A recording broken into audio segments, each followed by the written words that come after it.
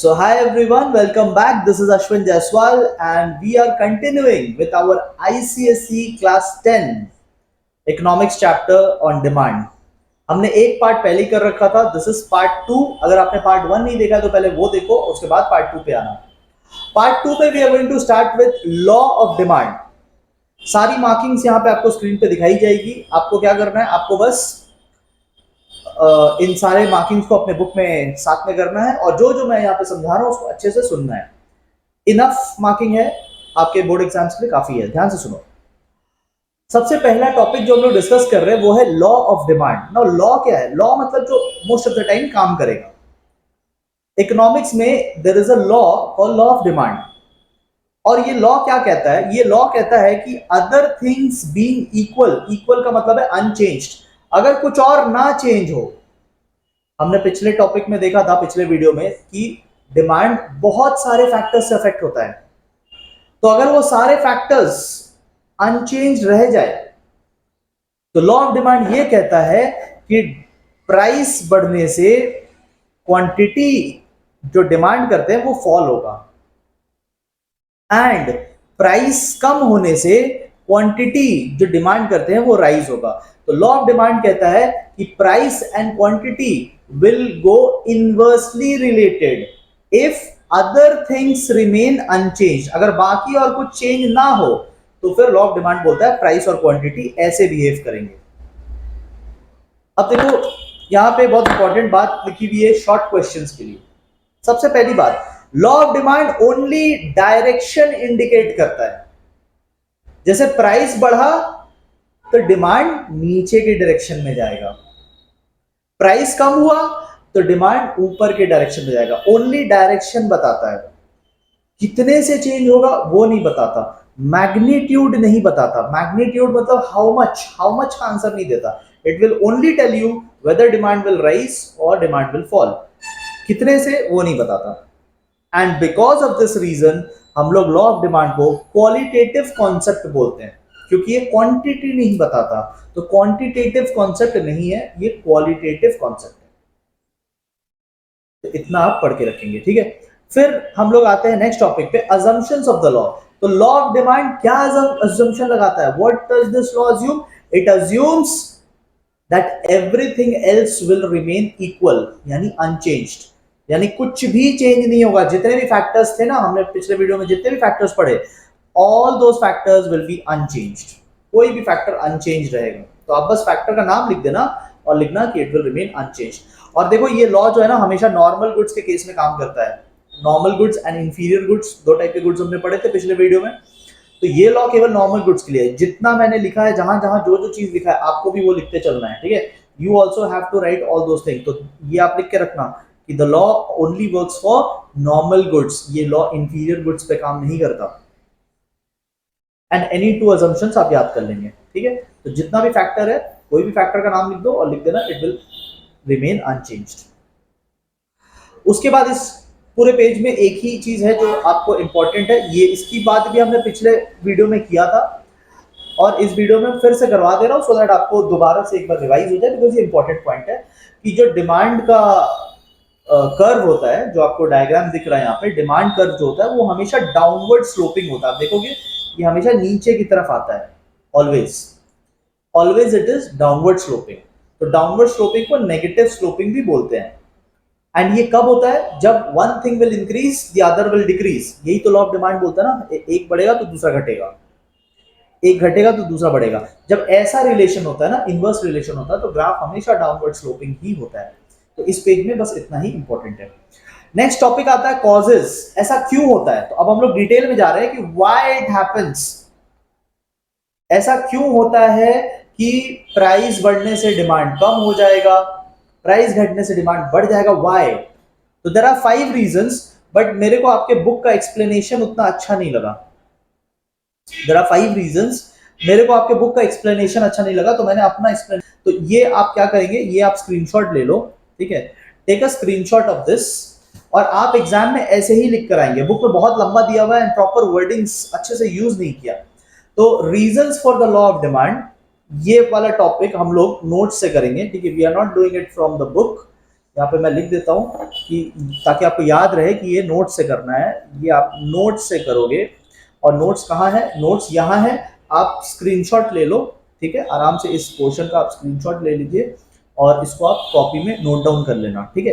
तो just this much portion is required, आप pause करके आराम से स्क्रीनशॉट ले लीजिए, ठीक है। और आपको एग्जाम में 5 मार्क्स का अगर क्वेश्चन आता है या 5 पॉइंट्स बोलने बोलता है या 4 पॉइंट्स बोलने बोलता है तो आप यही लिख कर आओगे, इतना ही लिख कर आओगे। अभी मैं आपको ये एक एक पॉइंट समझाऊंगा, ठीक है। अभी मैं रीड नहीं करूंगा, I am going to explain each and every point. Specially point number 1, 2 and 3 पे आपको ध्यान देना है क्योंकि थोड़ा कॉन्सेप्चुअल है। पॉइंट नंबर 1, 2 एंड 3 थोड़ा कॉन्सेप्चुअल है, राइट। तो let us discuss point 1, 2 and 3। तो आइए अब हम लोग डिस्कस करते हैं पॉइंट 1, 2 एंड 3 को। तो पॉइंट 1 है लॉ ऑफ डिमांड क्यों काम करता है। इसका रीजन है law of diminishing marginal utility. Law of diminishing marginal utility. अगर आपने स्क्रीनशॉट नहीं लिया है तो बैक करके पॉज करके ले लेना, ठीक है। Okay, law of diminishing marginal utility. अब देखो ये लॉ क्या बोलता है। ये लॉ बोलता है सबसे पहली बात, मार्जिनल यूटिलिटी किसको बोलता है। मार्जिनल यूटिलिटी का मतलब होता है सेटिस्फैक्शन। मार्जिनल यूटिलिटी का मतलब होता है सेटिस्फैक्शन। हम लोग जब भी कुछ प्रोडक्ट कंज्यूम करते हैं we get some amount of satisfaction, ठीक है। तो सपोज हमने चॉकलेट कंज्यूम किया और हमने पहला चॉकलेट कंज्यूम किया तो हमें पहले चॉकलेट से मार्जिनल यूटिलिटी यानी कि सेटिस्फैक्शन मिला, लेट्स से 50 का, ठीक है, 50 का सेटिस्फैक्शन मिला, वैल्यू मैंने अज्यूम किया है। और प्राइस जो है उस चॉकलेट का वो प्राइस है 30 रुपीज, प्राइस इज 30 रुपीज। तो आपको 30 रुपीज पे करना पड़ेगा जब आप चॉकलेट खरीदोगे।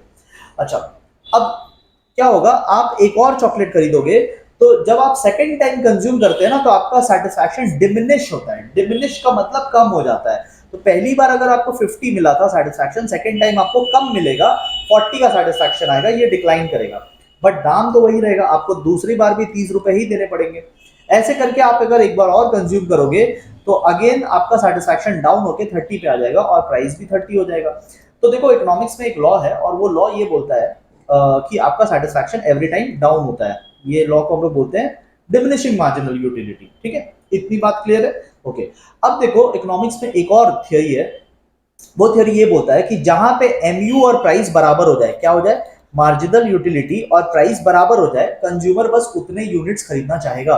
तो where MU is equal to price, consumer वहां पे खुश हो जाता है, ठीक है। तो कंज्यूमर ने देखा कि अरे ये 30 और ये 30 ये तो बराबर हो गए, एमयू और प्राइस दोनों बराबर हो गए, तो कंज्यूमर यहाँ पे खुश हो गया। कंज्यूमर बोला भाई मैं तो 3 ही चॉकलेट खाऊंगा। ये इकोनॉमिक्स का एक थियरी है, ठीक है, कि जहां एमयू और प्राइस बराबर हो जाते हैं कंज्यूमर उतना ही खरीदता है, तो consumer will stop at third unit. But अगर मान लो प्राइस कम हो जाए, अगर मान लो प्राइस सेलर ने कम कर दिया, प्राइस कम हो गया, तो फिर तो गड़बड़ हो गई। तो क्या होगा, ये बायर एक और यूनिट कंज्यूम करेगा, फिर ये एक और यूनिट कंज्यूम करेगा, उसने +1 यूनिट और कंज्यूम किया। तो because of the law of diminishing marginal utility उसका एमयू फिर कम हो गया। एमयू तो हर बार कम होगा, आप जितनी बार कंजम्पशन करते हैं एमयू घटता जाएगा। अगेन ये यहाँ पे कंडीशन वापस से सेटिस्फाई हुआ, तो अब कंज्यूमर यहाँ पे खुश हो रहा है, ठीक है। तो एक चीज देखो, कंज्यूमर पहली बार कहां पे खुश हुआ था, फर्स्ट टाइम कंज्यूमर खुश हुआ था at third unit, at third unit. यहां पे इस कंज्यूमर को पहली बार खुशी मिला था, खुशी से उसकी बाल निकल आए, ठीक है। तो फर्स्ट टाइम इसको खुशी यहां पे मिला था। बट अब मैं क्या बोल रहा हूं, एक बहुत important point, I am saying कि अगर प्राइस डाउन हो जाए ना, अगर प्राइस डाउन हो जाए तो कंज्यूमर एक और यूनिट खरीद सकता है। इसका मतलब अकॉर्डिंग टू द ये जो law of diminishing marginal utility, according to this condition consumer को थर्ड यूनिट पे रुक जाना चाहिए था। कंज्यूमर शुड हैव स्टॉप्ड, उसे स्टॉप कहां पे होना चाहिए था, थर्ड पे। लेकिन कंज्यूमर को अगर एक और यूनिट खरीदना है तो प्राइस को गिरना होगा, तो प्राइस गिरेगा तो ही क्वांटिटी बढ़ेगा। यही तो लॉ ऑफ डिमांड कहता है। लॉ ऑफ डिमांड कहता है price will come down then quantity will increase. ये पहला रीजन है इसका। इसका प्रॉपर एक्सप्लेनेशन इसी नोट्स में गिवन है, आपको बस इतना लिखकर आना है तो आपका काम हो जाएगा, ठीक है। नेक्स्ट मैं आपको लेके चलता हूँ सब्स्टिट्यूशन इफेक्ट पे। सब्स्टिट्यूशन इफेक्ट क्या बोलता है, जैसे दो गुड्स है टी एंड कॉफी, दो गुड्स है टी एंड कॉफी, तो अब क्या है कि दोनों के प्राइस है ₹10, एक कप चाय और एक कप कॉफी, दोनों के दाम है ₹10, ठीक है, दोनों के दाम है ₹10, राइट, ओके। अब अगर कॉफी का प्राइस फॉल होगा, अच्छा मान लो क्वांटिटी कितना बाई हो रहा है, 50 cups, right now customers are buying 50 cups of tea and 50 cups of coffee. अब अगर कॉफी का दाम गिरे, मतलब प्राइस, तो अगर प्राइस फॉल हो गया, लेट्स से ₹7 हो गया, थाला फॉर अ रीजन, तो अगर इसका दाम ₹7 हो गया, ठीक है, सो प्राइस क्या हुआ, प्राइस डाउन हुआ, और प्राइस डाउन होने से क्या होगा, ये 50 लोग तो है यहाँ पे, बट कुछ लोग वहां से भी भाग के चले आएंगे, कुछ लोग वहां से भी भाग के चले आएंगे, लेट्स से 25 लोग वहां से भाग के आ गए, तो कितना कप्स बिक रहा है अब यहाँ पे, अब यहाँ पे 75 कप्स बिक रहे हैं। तो प्राइस जैसे ही डाउन हुआ, हमने देखा कि क्वांटिटी बढ़ गया, क्यों क्वांटिटी बढ़ गया, सब्स्टिट्यूट वाले इधर भाग के आ गए, तो प्राइस डिक्रीज क्वांटिटी इंक्रीज, यही तो लॉ ऑफ डिमांड बोलता है, ठीक है। थर्ड पॉइंट पे चलते हैं, थर्ड पॉइंट है इनकम इफेक्ट। देखो मान लो आपके पास इनकम है ₹400 और आप एक चॉकलेट खरीदने जा रहे हो, चॉकलेट की प्राइस है, चॉकलेट की प्राइस है ₹100। तो अगर चॉकलेट की प्राइस ₹100 है, तो एक बात बताओ, क्वांटिटी कितना खरीद पाओगे, how much quantity will you be able two by, ठीक है, कितना क्वांटिटी खरीद पाएंगे, हम लोग खरीद पाएंगे 4 क्वांटिटीज, बिकॉज हमारे पास ₹400 है, ₹100 का चॉकलेट है तो 4 खरीद पाएंगे। बट अगर प्राइस डाउन हो जाए, अगेन प्राइस डाउन हो जाए, आप देख रहे हो मैं हर हर एग्जाम्पल में प्राइस डाउन कर रहा हूँ, ऐसे ही आपको भी समझाना है। अगर प्राइस डाउन हो जाए, ₹80 पे आ जाए, if the price comes down to 80, अब आप कितना खरीद पाओगे, अब आप 4 तो खरीद पाएंगे, अब आप 4 तो खरीद पाएंगे, बट ₹80 होने के चलते अब आपका सेविंग्स हो जाएगा, ₹400 थे आपके पास, है ना, ₹400 थे आपके पास, तो अगर प्राइस डाउन हो जाए, ₹80 हो जाए, तो आप 4 तो खरीद पाएंगे, बट 4 खरीदने में आपका कितना खर्चा होगा, 320, बट यू हैव ₹400, तो उस ₹400 से आप एक एक्स्ट्रा खरीद पाएंगे, आप एक एक्स्ट्रा खरीद पाएंगे, तो अब कितना खरीद पा रहे हैं, 5 खरीद पा रहे हैं। तो प्राइस जैसे ही डाउन हुआ, प्राइस जैसे ही डाउन हुआ, इधर क्वांटिटी आपका बढ़ गया, so price down quantity up, यही तो बोलता है लॉ ऑफ डिमांड। तो ये आपने एक्स्ट्रा कहां से खरीदा, जो पैसे बचे, प्राइस डाउन हुआ ना, ये प्राइस डाउन हुआ तो आपका जो पैसा बचा, उस सेव्ड इनकम से आप ज्यादा खरीद पाए, इसे बोलते हैं इनकम इफेक्ट। नेक्स्ट दो पॉइंट जो है वो बहुत सिंपल सिंपल पॉइंट है, वो है पहला नंबर ऑफ कंज्यूमर्स। जब भी कोई चीज सस्ता होता है ना, जैसे कार हो गया या एनीथिंग, जब भी कोई चीज सस्ता होता है, it becomes affordable to more number of people, ज्यादा लोग फिर उसे अफोर्ड कर पाएंगे, इसीलिए फिर उसका डिमांड बढ़ जाता है। एंड फिफ्थ पॉइंट है नंबर ऑफ यूजेस। कोई प्रोडक्ट जिसका बहुत सारा यूज होता है, जैसे इलेक्ट्रिसिटी, और अगर उसका दाम कम हो जाए, इलेक्ट्रिसिटी अगर सस्ता हो जाए, तो फिर हम लोग उसे नॉन एसेंशियल पर्पस के लिए भी यूज करने लगते हैं, we use it for different different purposes, तो डिमांड इस रीजन से भी बढ़ता है। तो सब में हमने एक ही चीज देखा कि अगर प्राइस बढ़ता है तो डिमांड क्यों बढ़ जाता है, सब में रीजन अलग अलग था, बट हो रहा था एक ही चीज, price was falling, quantity was rising, ठीक है, उल्टा भी हो जाएगा तो एक ही जैसा, ठीक है। सो ये टॉपिक हमने नोट से कंप्लीट किया, और नेक्स्ट टॉपिक जो हम लोग देखेंगे वो रहेगा exceptions. I think exceptions is the last topic law of demand में, ठीक है। Change in demand will see in the next video, इस वीडियो में हम लोग एक्सेप्शन तक देखेंगे। Alright, now we move to the last topic of this video, जहां पे लॉ ऑफ डिमांड का आखिरी टॉपिक हम लोग डिस्कस कर रहे हैं, that is exceptions to the law. Exceptions मतलब यहां पे लॉ काम नहीं करेगा।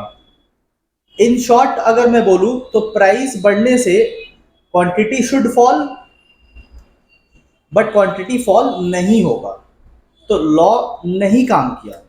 सो व्हाट आर द सिचुएशंस जहां पे लॉ नहीं काम करेगा, उन सिचुएशंस को एक बार हम लोग स्टडी करते हैं, ठीक है। तो सब कुछ अंडरलाइन मैंने करवाया हुआ है पहले से, आप बस इसको मार्क कर लेना, ठीक है। तो देखो यहाँ पे सबसे पहला जो एक्सेप्शन आता है वो उसे हम कहते हैं गिफन गुड्स।